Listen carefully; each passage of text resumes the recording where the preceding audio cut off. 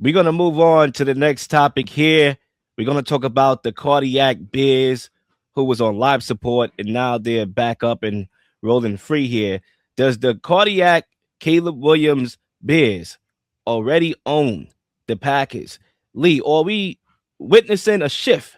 Because we all know Eli Aaron Rodgers, who we just talked about, he owns the Packers. We know that, right? I own you, right? But now the Bears have beaten the Packers twice.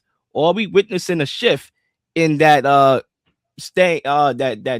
label, of the Packers owning the Bears? See, I don't know if I will go that far, because I think if Micah Parsons was there for both of those games, Green Bay would have won. Because what we saw with Green Bay was,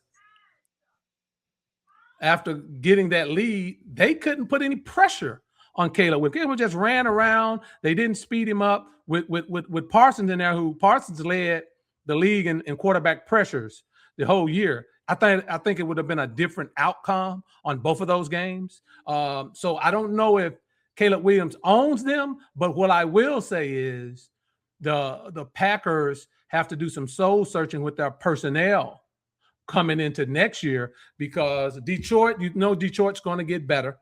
They have a lot of talent. Chicago's already there. And Minnesota, if they can figure out the quarterback position, is going to be better. So I don't know if I go with Caleb, and I was very impressed with Caleb Williams. I don't know if I would say he owns them, but what I will say is that without Micah Parsons and that constant pressure that he can apply to Caleb Williams, that's how you'll lose an 18-point lead and ultimately lose the game. I mean, look, I think we are witnessing a shift. And look, I don't disagree with you either, because I was very high on the Packers. I thought the Packers had a golden opportunity to win the championship. I predicted them in the offseason to win the championship, right? And yes, using Michael Parsons definitely hurted that expectation there. But at the same time, the Bears, to me, has not been a perfect team this year, and yet they are 2 games away from a championship. Yeah, right? True. They haven't been perfect. I think they start off too slow in games. It takes a while for Caleb Williams to really find his rhythm, and that's like almost every single game. Defensively, I didn't really think they got to the quarterback a lot, especially in this game in particular. So, yeah, their defense is obviously generating turnovers. They're known for that. But I don't think this team is at their best yet. We don't even know if they're going to beat the Rams. Now, it's possible, but we don't even know if they're going to beat the Rams. They very well might win or lose that game. But I say that to say that Caleb Williams is only going to get better. This is year 2. Ben Johnson is only going to be a better head coach, right? Especially when teams try to adjust to what he's doing. Obviously, he has to continue to reinvent himself in the offense as well. I just think that this team hasn't peaked yet. Right. And yeah, it's easy to say now because there's so many times we said that about players and teams that we expect them to win. Detroit, and look what happened to Detroit. Right. But still, I just think that we are witnessing a tide where the Bears are definitely by the least not being owned by the Packers anymore. Oh, I agree. And for me, when you talk about Caleb Williams, man, and that performance, I think he won like wild card weekend. I thought his performance was the best out of everybody. And it's not because he had the best stats. It's not because, this, that, and the third. I thought Josh Allen had a good game as well against a Jaguars team that I really thought the Jaguars were the better team. But when you look at Caleb Williams, the arm talent, the masterclass, the improvisation, the improv and whatnot, for me, he showed the level of grit that's needed for a quarterback to win in today's football. I thought he came to the game highly emotional, too emotional. He calmed himself down. They were trailing in the game 21-3, and he made some big time throws. That one throw to Roma Doomsday, where he was twisting his body the way he did and dropping that ball accurately over 2 defenders. Okay, with the Bears facing a 4th down and 8 on their own 43-yard line, they had to go for it. They had to go for it, and they did, and they converted because of Caleb Williams, scrambling ability and out-of-pocket structure ability.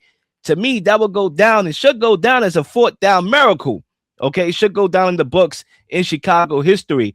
But, Lee, you got to give credit to Ben Johnson here. Yeah. You have to. He has done a phenomenal job, and I didn't know if he would be the culture builder. I always know he was good with the X's and O's. Obviously, when you're an offensive coordinator, we don't know if you're going to be a culture builder because you don't obviously run the team. So we had to see him spread his wings and show us that he could do that. And I think he has definitely transformed that Bears culture in year one. But I thought that Caleb Williams needed a guy like Ben Johnson because you got to realize Caleb Williams always had a interesting personality, the painted fingernails. I was looking at him coaching his guys up, on the sideline when they were trailing with the fingernails. I'm like, I don't know how they take him seriously, but that was neither here or there. They actually did because they ended up winning the game, right? But, you talk about the painted fingernails. You talk about him being the first really NIL superstar to come out of college already rich, okay? Already rich. This is a new dynamic that the league is facing now. He was the first NIL superstar to come into the league, already got it, don't got to really work for it like that. He already had a mansion his rookie year and all that before training camp even started. So he needed a guy like Ben Johnson that was going to coach him hard, which he did all throughout training camp, and literally get him playing the way how he's been playing. Do you agree? Yeah, well, I do. And to your point, look, he made some throws in that game. And the one that you talked about certainly was there's probably only 2 or 3 quarterbacks that could make that throw, right? But there were others that he layered that ball and made throws that seasoned veterans made. And he wouldn't have done that last year, Leo. And so it's a beautiful thing to see his maturation of playing the quarterback position. I think Ben Johnson is the coach of the year. I know a lot of people like Mike Vrabel as well, but I like Ben Johnson. The thing that is so impressive with Ben Johnson is he has gotten Caleb Williams to play the position from the pocket, Leo. He's playing it from the pocket, and then he can add in all of the other ad-libbing, the running around and all that, and the playmaking, but he's playing the position from the pocket. That's the most impressive thing about Ben Johnson that he's done.